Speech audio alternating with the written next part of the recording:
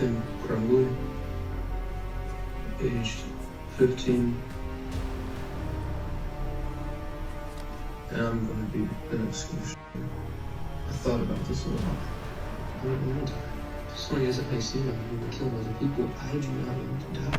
When it comes to Ethan Crumbley, there were many red flags. Or, given that he was a mentally ill 15-year-old, perhaps they could be called cries for help. And yet, no one seemed to notice how troubled he was and how different his mental process was from other kids his age. When the world finally realized Ethan needed help, it was a minute too late. Ethan's tragic and disturbing story ended with the loss of 4 innocent lives, and it could have all been prevented. Let's explore the full story of Ethan Crumbley and the latest updates on his horrifying case.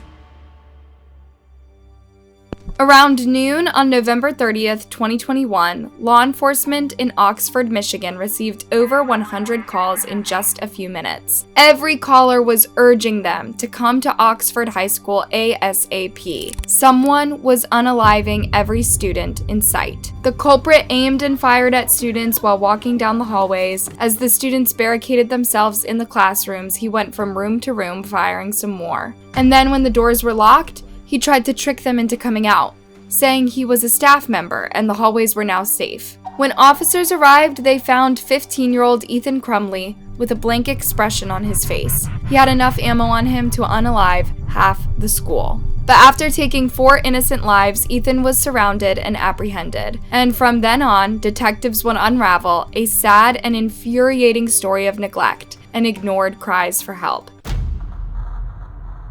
Today's story takes us to Michigan, not in Detroit, but in the smaller town of Oxford, a few miles north. Oxford might be a big university city in the UK, but in Michigan, it's a tiny place home to just 3,500 people. 3 of those were the Crumbley family, Jennifer, James, and their son, Ethan. The family moved around from state to state as Ethan was growing up. Jennifer and James both had high-paying jobs, and yet they had a tendency to get arrested every now and then. Indeed, Ethan's parents had fraudulent checks and DUI charges on their records. That may provide a glimpse into their parenting style, but it doesn't necessarily explain Ethan's early obsession with violence and gore. Ethan was not even 10 years old when he started showing a passion for any sort of violent movie or video game. At the age of 10, he would spend hours playing Call of Duty. If you ask me, that game is a tad tough for a 10-year-old. But Ethan's parents, seeing he had a passion for something, were happy to buy him more similar games and leave him to play for hours on end, unsupervised. In 2014, when Ethan was 9, the family settled in Michigan. For the family, perhaps moving around the country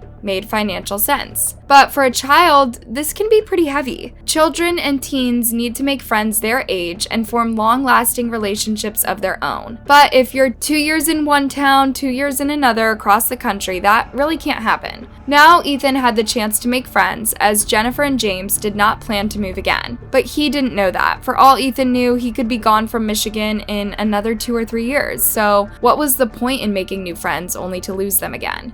Ethan did not make friends his age, but he did form relationships with his neighbors. However, that was more of a survival skill. You see, Jennifer and James would frequently be out of the house together at work, partying, and sometimes even spending the night away. They never hired a babysitter. From the age of 9, Ethan would be left home alone with no clear timeline of when his parents would be back. Sometimes he'd have to cook his own meals, other times he'd have to go to the neighbors to contact his parents. Yes, Ethan didn't even have a phone to call his family in case of emergency. So he often found himself on his neighbors' doorsteps asking for food, a phone, or simply company. The years passed, and as the family remained in Oxford, Ethan was enrolled in Oxford High School. As you might have imagined, Ethan wasn't the type to befriend the popular groups in high school, but he did make friends with a number of like-minded, reclusive video game enthusiasts. One of them was a boy his age, whose identity has not been released to the public. Let's call him V. At this point, Ethan had a phone, and he would regularly text V about how lonely and unaccepted he felt at school. But his messages were darker than that, especially considering he was 14 years old. From messages expressing depressed thoughts, Ethan evolved to violent messages, describing what he wanted to do to people, things too dark to repeat here. At one point, Ethan told V that he had trapped and unalived baby birds in his home garden. You guys, animal cruelty is a huge red flag, and if a child does it, they need to see a therapist. Ethan not only did these things, but was proud of them. After bragging about this to his friend, Ethan preserved one of the birds' heads in a jar, and then took it to school and put it in the girls' bathroom. That just goes to show how far removed Ethan was from kids his age and from basic teenage socializing. Also, in the spring of 2021, Ethan started sending text messages to his mom, if a bit more cryptic. It shows Ethan's frustration with his parents' absence, but it also highlights the years of neglect. Ethan was constantly feeling ignored and unloved by his parents. If demons throwing bowls at him would get them home, Ethan was willing to try. What's worse, detectives would look at Jennifer's phone records and discovered she never texted her son back. Instead, she texted James, complaining about their son's behavior. Way to address a teen's cries for help. Just before 1 p.m. on November 30th, 2021, law enforcement in Oxford arrived at Ethan's high school, surrounded him, and had him arrested. But for 4 people, it was too late. Madison Baldwin, 17, Tate Meyer, 16, Hannah St. Juliana, 14, lost their lives at the scene. 17-year-old Justin Schilling died in the hospital the following day. 8 other people were injured, and countless others were traumatized for life. Ethan got what he wanted, a culmination of his horrible desires and promises, and an end to his sad life. Now he would face justice, and for better or worse, never go home again. Thank you. And Mr. Crumbley, could you state your full name for us, please?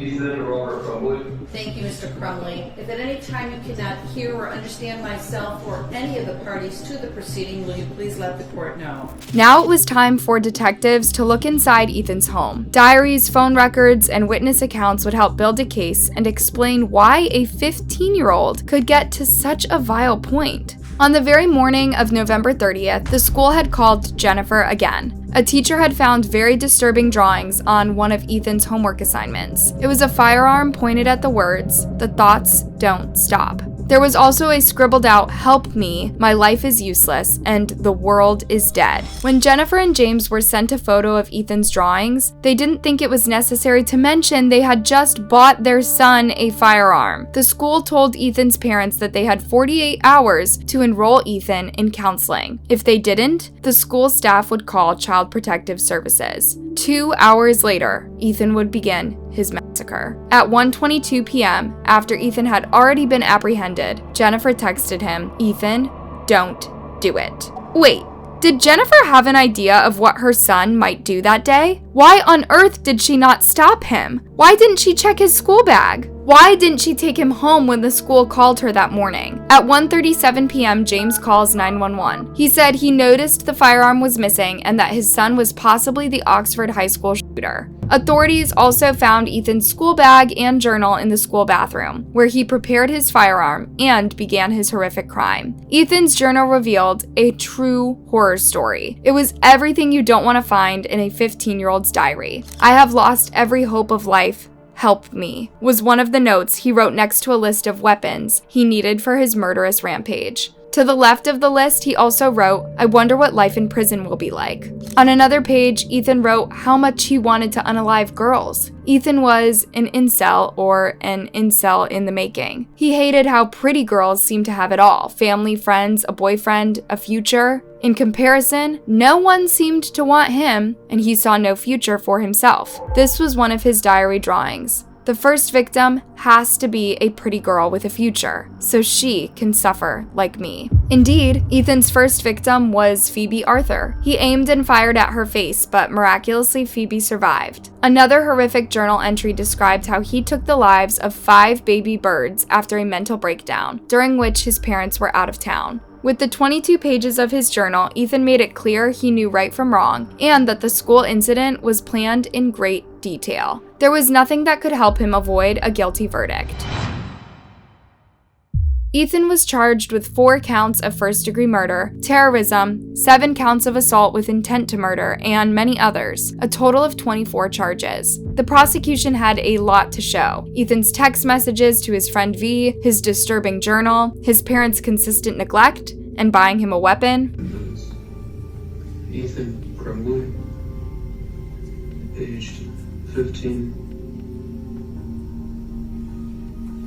And I'm going to be the next school shooter.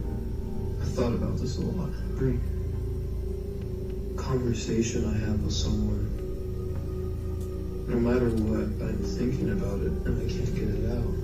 I will reload and I will find people hiding. I'm going to teach them a lesson. I understand that I'm going to prison for this. Michigan doesn't have a death penalty. I don't want to die. As funny as it may seem, I'm going to kill other people. I do not want to die.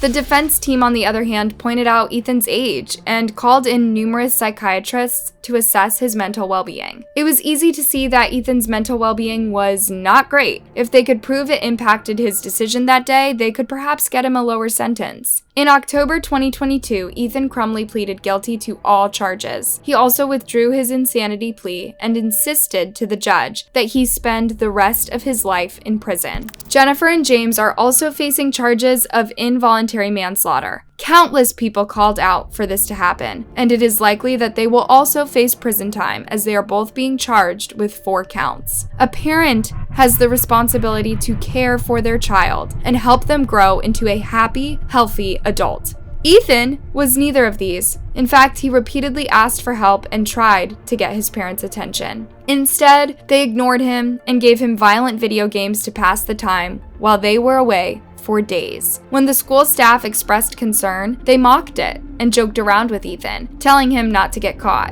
From narcissism to psychopathy, many diagnoses come to mind when considering these guys' parenting style. But that's not for us to decide. There will be a trial and a verdict. For now, Jennifer and James both had to be arrested and even got wanted posters plastered out throughout Oxford after they failed to show up at court. 2 days after failing to show up, they were arrested. Both pleaded not guilty. What else do you expect from these people? They're in jail awaiting trial, and their son is in prison. In a truly heartbreaking twist, Ethan might actually be happier there, more at peace than he was home alone, always neglected, and always alone.